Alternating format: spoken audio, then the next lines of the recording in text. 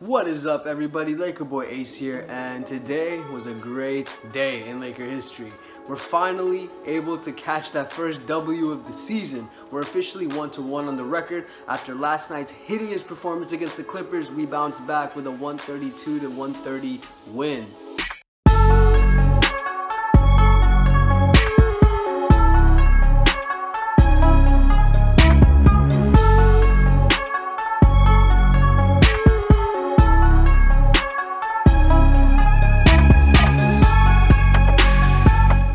Lonzo Ball comes out scoring 29 points, grabbing 11 boards and 9 assists. He was one shy of a triple-double at the age of 19. That would have made him the youngest player in NBA history to record a triple-double. The current player that holds that record, for your information, is LeBron at 20 years old in 20 days. Lonzo turns 20 in October, sometime later this month. So if he manages to get a triple-double before then, bruh, that'd be lit. But up until right now, Lonzo really outperformed all the haters and all the doubters that said he was going to be a bust, and he kind of literally showed that he can potentially be the face of this franchise, of the new era Lakers moving forward. But regardless, in this video I'm going to be talking about my opinions towards what the game was like tonight, and how tonight's game really led to like a bunch of different stories and different paths that the Lakers may take moving forward, with topics including Julius Randle's role moving forward, Kyle Kuzma's role moving forward, Jordan Clarkson, how Larry Nance is developing, and players such like that. I hope you guys enjoyed this video. Leave a like if you do, and I'll see you right after the intro. Okay, so I guess the best place to start is this was a game that was much needed. After last night's loss against the Clippers, it was devastating. You know, I remember after I turned off that game, I was just chilling thinking, damn, you know, I really expected a lot more from this team. I expected the team to be more cohesive, and most of all, I expected Lonzo Ball to, you know, perform better than he did. Now, obviously, I wasn't like the others calling him a bust. I'm a huge advocate of him and the Lakers, and I have a huge bias towards it. I mean, my name's Laker boy Ace, it's only right. But regardless, you know, I knew Lonzo was going to bounce back, but in the fashion in which he did and in the way the Lakers bounced back today, it was just tremendous. And I think this is really going to boost teams' morale moving forward and the confidence that we have in our squad as of right now. So before I break into what I thought of Lonzo's performance, I like to talk about the other players on the team because, to be honest, they were the ones that impressed me the most. So let's start with Larry Nance. Larry Nance continues to prove to me that he is a great starter at the power forward position. Now, I know Kyle Kuzma is also contending for that position, and if Kyle Kuzma were to start, I would have no problems. But personally, I think at this present moment, Larry Nance Jr. is a perfect fit. I've always been saying this. If you go back to the old videos, I'm always saying that Larry Nance is the glue guy to this team. He just does all the dirty work. He can grab the boards. He's great at stretching the floor. He's a smart player. He has a high basketball IQ. He's great when it comes to transition, and he's highly athletic. I mean, there's a lot of positives when it comes to Larry Nance, and he's just a player that I feel any team could utilize and really just integrate into their system. And with the current system the Lakers play with, which is a really fast-paced game, Larry Nance is perfect for that, especially with Lonzo running the point, as Lonzo can literally just pass the ball to him and transition, and Larry Nance can just dunk it. Overall, this was just a great game from Larry Nance Jr. He showed up. He shot 5 of 10 from the field, tallying up 14 points, and he grabbed 6 boards. Man, he really showed up, and I hope that throughout the season, he can continue to just be that glue guy, to continue to just feed his players while at the same time being that unselfish, yet at the same time ruthless competitor that he is. The next player I'd like to talk about is the baby of the franchise. He is the most coveted player other than Lonzo Ball in the franchise. He is the most controversial player other than Lonzo Ball with the franchise, and that is the former number 2 pick, Brandon Ingram. For those of you who have been watching the channel for as long as it's been around, you would realize that we are huge fans of Brandon Ingram. We've never once given up on the guy, as many Laker fans have in the past. A lot of fans during Summer League, and a lot of fans yesterday against the Clippers really just bashed on him and basically said that he's a bust, saying that Brandon Ingram is not capable of adjusting to the NBA. He's too weak. He gets bodied out there. He's inefficient. He's not as aggressive as he should be, and there's just a lot of naysayers out there when it comes to Brandon Ingram, and personally I really have nothing to say to them because honestly Brandon Ingram really hasn't given much ammunition to prove to these guys that he's going to be something amazing. However, at the same token, you know, Brandon Ingram is just one of those fundamentally strong players. He has great footwork, his athleticism, his sheer size, and his shooting ability just sets him apart from other prospects. And because of that, I always give Brandon Ingram the benefit of the doubt.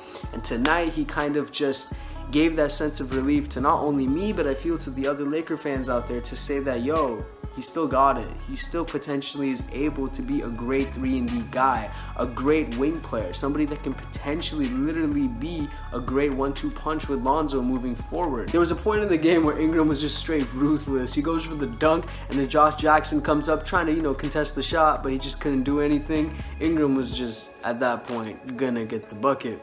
And it's because of that play and many other plays throughout this game where I just saw this ruthless sense of competitiveness inside Brandon Ingram that I previously hadn't seen, that shows me good signs. And it shows me that Brandon Ingram this season is really trying to step his game up. Honestly, with Brandon Ingram, I don't expect him to be the next KD. I just expect him to be special, to slowly develop into the player that I think he can be, which is a great defensive wing player while also putting up solid offensive numbers. So to round it up, Brandon Ingram finished with 25 points, shooting 9 of 14 from the field, with 3 out of his 4 shots being 3-pointers. That's very efficient, as it was 64% field goal percentage. And, you know, Brandon Ingram recently and last season, his field goal percentage wasn't that high. So for him to, you know, bounce back with a game like this is always great. So the next guy I want to talk about is Brookie the Wookie, Brook Lopez. This guy's a beast, man. When we traded for him, I was so happy. I mean, obviously it was a bummer to see D'Lo go, but getting Brook Lopez in return was great. Although there's 1 year left on this guy's contract, doesn't matter. I think Brook Lopez for this season is exactly what we need. He's not the greatest, or I should say elite defender at the center position. That's definitely not what he is, but he's a great offensive threat when it comes to that position, especially with the team that we've got lined up this season. With Lonzo running the point, you know, Brook Lopez is the perfect role player that we need exactly to put beside Lonzo. I mean, tonight, for example, the pick and pops that they were doing was really good. Brook Lopez, I think he shot 2 of 5 from the 3-point line tonight, which is actually kind of off for him, but at the same time, his 5 attempts from the 3-point line really shows you how he has adjusted to the modern day NBA, where the big man steps outside, where the big man has range. You see, it's really important for a center to have those fundamentals, to have that game today, as it just makes it hard for the opposing team to defend the offense that we run. And I want to particularly bring this back to Lonzo, as Lonzo oftentimes scores around the rim. He doesn't dunk, but he just has acrobatic layups. So when he's driving towards the paint and it's congested and it's clogged, he can literally just pass the ball back to Brook Lopez, who's ready to take that 3-point shot and most likely is able to make it. And I saw that tonight, and I saw multiple attempts of that happening tonight. And it just shows me that moving forward, these guys are going to have great chemistry, and that Brook Lopez is just a great fit. Now, next I want to talk about Kyle Kuzma. Kyle Kuzma is just fantastic, man. I mean, in the last video, Waldo broke down why Kuzma should start over Randall, so I'm not really going to get into that whole debacle right now. But Kuzma came in tonight, scored 15 points, and was just so efficient off the bench. I really think that moving forward, Kuzma might be the first player that's going to be coming off the bench. The only reason I don't see him starting right now is because Nance just has more experience. However, moving forward, Kuzma is definitely going to be like a main piece in my opinion. Kuzma tonight just, he had a fundamentally sound game. You know, he passed the ball. He was playmaking, he was athletic, he finished in transition, he was good from 3, shot from deep range, and he was even finishing around the rim. I mean, Kuzma's a guy that does it all, and he's athletic, he's tall, he's lanky. He's just a great player, and he's literally a steal of the draft. Today he just proved to be nothing less than that, with how he contributed to the game. And lastly, him and Lonzo, the way they work, the way they gel is just perfect. That light skin connection. It's definitely something to watch, and I think moving forward these guys can have great chemistry. And I just want to give a huge shout out to Jordan Clarkson. This guy, I call him Mr. Consistent, because for the past 3 years, man, he literally shows up every night. He literally does put up buckets, and people don't give him much credit or don't give him the respect that he should deserve, because Jordan Clarkson, he's been that dude for us. And granted, he's not the most flashy guy, he's not gonna blow you away, but he does have that consistency with him, regardless of if his shot's not falling. Jordan Clarkson will get buckets, and because of that, yo, I'm just happy we have him, and he's coming off the bench, and especially for his contract, which is $12 million a year, with the adjusted salaries that are increasing in the NBA each year, he's a steal. So shout out to you, Clarkson. You keep doing you. Now, lastly, we're gonna be talking about the man of the night, Lonzo Ball, LeVar Ball's son. This man shot the ball 27 times. 27 times. Now, I know a lot of people are probably like, bro, obviously you're gonna have 29 points if you shoot the ball 27 times. What the hell are you talking about? This guy's still a bust. Well, to those guys, I just want to say, bro, he shot 45% from the field. He made 12 of those shots, which I'm not excusing. You know what I mean? Like, 45% isn't the best percentage, but it's still a good percentage, especially if you're 19 years old with the frame he has. People don't put that into perspective. It's really easy to hate on Lonzo Ball, especially because of the pedestal his dad's put him on. I mean, that's why Patrick Beverley put him through the ringer, right? He's like, a lot of guys are going to come at you because of what your dad's been saying, and that's understandable. But that's off the topic. I don't even know why I went into that. But what I'm trying to say is Lonzo Ball put up legit near 30, like 1 point shy of 30 points, and almost had a triple-double. One shy assist of getting a triple-double. And that's just remarkable. I think at that age, to be that poised, to come back from a game as terrible as his game was last night against the Clippers, and to just dominate the way he did, it shows that this guy potentially has the demeanor and the confidence that a leader needs to lead a team in LA, more specifically the Lakers. You know, with Lonzo, you do see that entertainment factor, you do see that competitive factor, and you do see that alpha dog within him. There's that body language that he plays with. He doesn't get phased. He doesn't let the pressure necessarily get to him.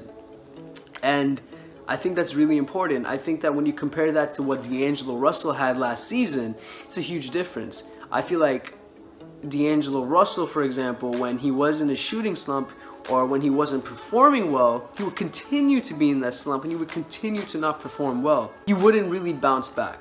And I feel like Lonzo's proven that in Summer League and in his second game of the season. Yo, I sound dumb because it's the second game of the season, and I understand that. But with Lonzo, I just see a guy that's much more confident, and I see a guy that is definitely very high basketball IQ, and I think that that's amazing and that's great, and it's just fun basketball to watch, and I'm happy to have Lonzo on my team. He's definitely one of those players you look at and you think, wow, I really want that player on my team. You know, as a Lakers fan, you know, watching LeBron, watching KD before he became a Warrior, watching Steph, watching Westbrook, watching Paul George, watching all these guys, you just kind of get upset because you don't have that special talent on your team. We really lack that, and I think that's why a lot of us got obsessed with Brandon Ingram. That's why a lot of us got attached to DAngelo Russell. You know, it's because we really want that guy on our team. And I think with Lonzo here, you know, especially with the story he has coming from Chino and then going to UCLA, being the #2 pick, being Magic Johnson's pick in the new era, you know, with Luke Walton, the new coach. I mean, there's a lot of headlines with Lonzo, and it's just really exciting, and I think that this is making LA basketball fun again. Regardless of if we win or lose, or whatever our record is this season, I guarantee it's going to be showtime. Not Magic Johnson showtime, but it's going to be garnering enough views. It's going to be causing a buzz. There's always going to be something to talk about.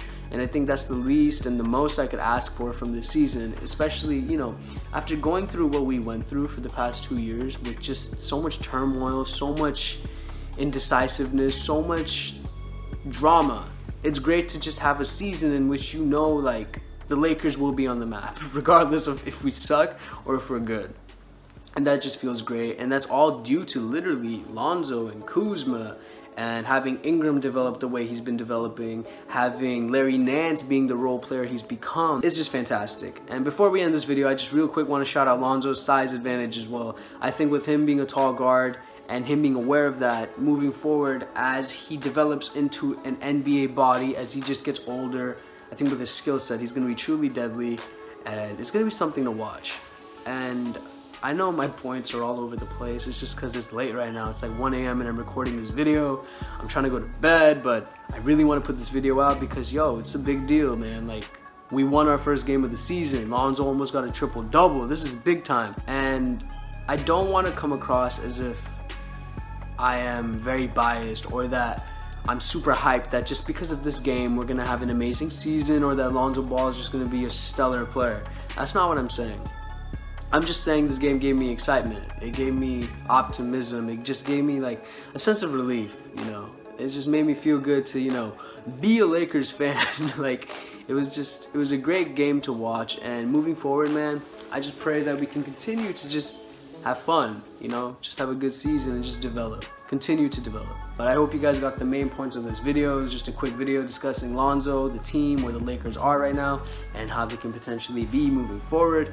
And yeah, you know, I hope you guys enjoyed this video. Please subscribe if you did. Leave a like, comment down below if you made it this far, saying Ace is the GOAT. Next video, I'll tell you why I actually am called Ace. It's interesting. But regardless, I hope you guys enjoyed the video once again. I hope I get to see you next time, and I hope my next video isn't as mumbled and as jumbled as this was. It's just really late, and yeah, I hope you guys enjoyed it. Peace.